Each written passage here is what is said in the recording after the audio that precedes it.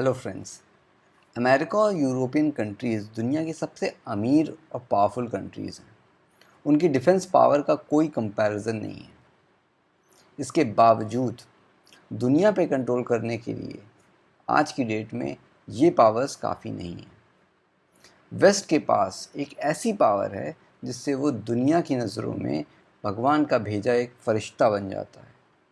आइए इस वीडियो में देखते हैं कि वो पावर क्या है और वेस्ट कैसे आज भी दुनिया को रूल करता है।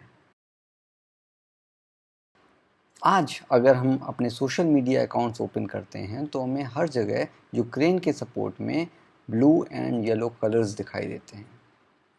हमें एलजीबीटी प्राइड के सपोर्ट में रेनबो कलर्स दिखाई देते हैं। हमें लिबरल आर्ग्यूमेंट्स सुनने को मिलते हैं like gender equality and climate change, जो कि सारे वैलिड इश्यूज़ हैं एंड दुनिया उन सभी इश्यूज़ को सपोर्ट करती है।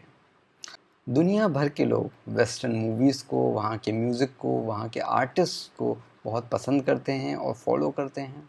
दुनिया का हर एक इंसान यूरोप जाना चाहता है या हो सके तो वहाँ जाके रहना चाहता है। और क्यों नहीं, सच में वो कंट्रीज़ बहुत ही सुंदर, लिबरल एंड वेलकमिंग कंट्रीज़ हैं। ये सारी बातें इस बात को प्रूव करती हैं कि लोगों के दिलों में वेस्टर्न कंट्रीज़ के लिए एक अलग अटैचमेंट है।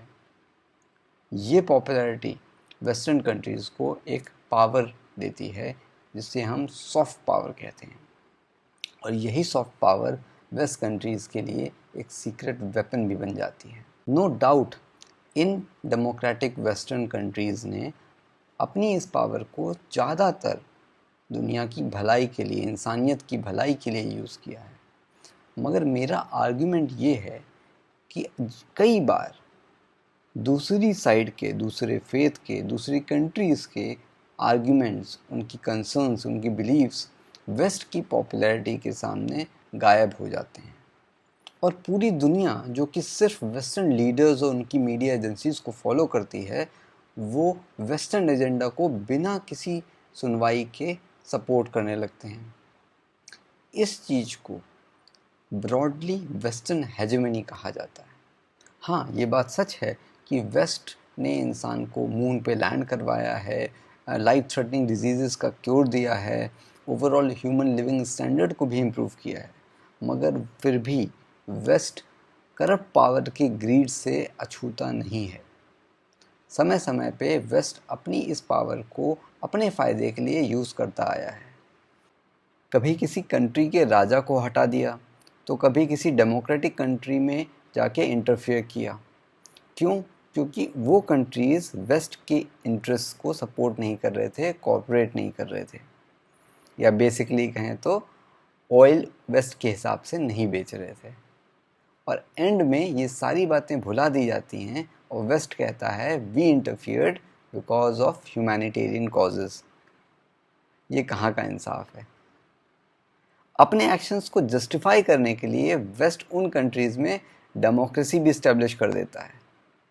और ये बात हिस्टोरिकली प्रूवन है कि कभी भी एक्सटर्नल फोर्स के ज़रिए डेमोक्रेसी इस्टेब्लिश नहीं की जा सकती, स्पेशली उन कंट्रीज़ में जहाँ कल्चरली अपने किंग्स को, अपने लॉर्ड्स को फॉलो किया जाता है। और तो और एक बात बताओ, ये हमारा दुश्मन है कौन? कभी ईरान होता है, कभी नॉर्थ कोरिया, कभी चाइना, और रशिया तो दुनिया का दुश्मन है ही।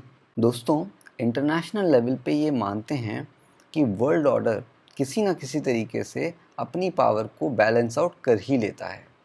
The rise and fall of super powers is a continuous process. British empire से लेके मंगोल एम्पायर तक सारे ही धराशायी हो चुके हैं। अब वेस्टर्न कंट्रीज़ अपनी इस हेजेमनी को कब तक चला पाएंगे, only the time will tell. But for the purpose of this video हम देखते हैं कि वेस्टर्न कंट्रीज़ इतने पावरफुल हुए कैसे। पहला और सबसे important point, democracy sales.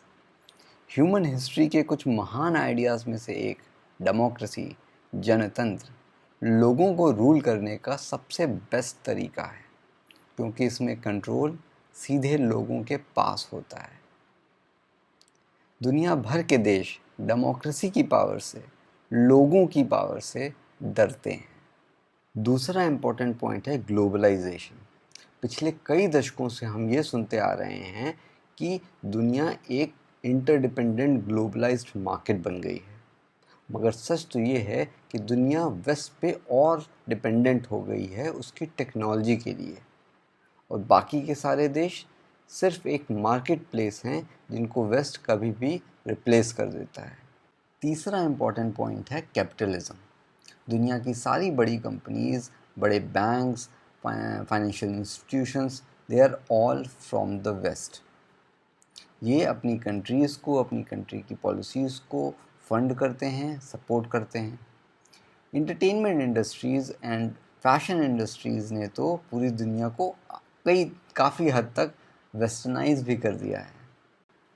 A very important point here, western countries दुनिया की अकेली कंट्रीज़ नहीं है जिनके पास ये सॉफ्ट पावर है।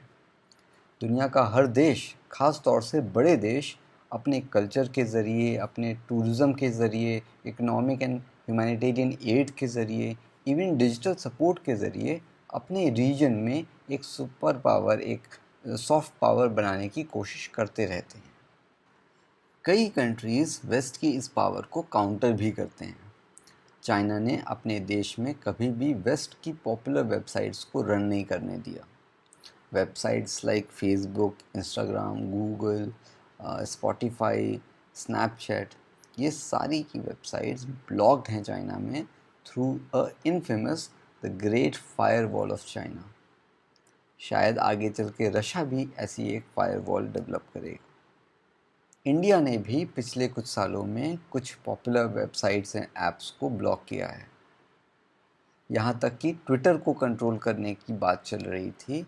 एक कू नाम से एक ऐप भी लॉन्च हुई थी as a replacement for Twitter. Basically ये सारी कंट्रीज़ अपने सिटीजन्स को दूसरी कंट्रीज़ से, दूसरे कल्चर्स से इन्फ्लुएंस होने से रोकने की कोशिश करते हैं। वेस्ट की सॉफ्ट पावर को देखने के बाद, वेस्ट के रूल करने के तरीके को समझने के बाद, आइए देखते हैं कि क्या वेस्ट के पास इतनी पावर होना सही है। I believe yes and no, but mostly yes.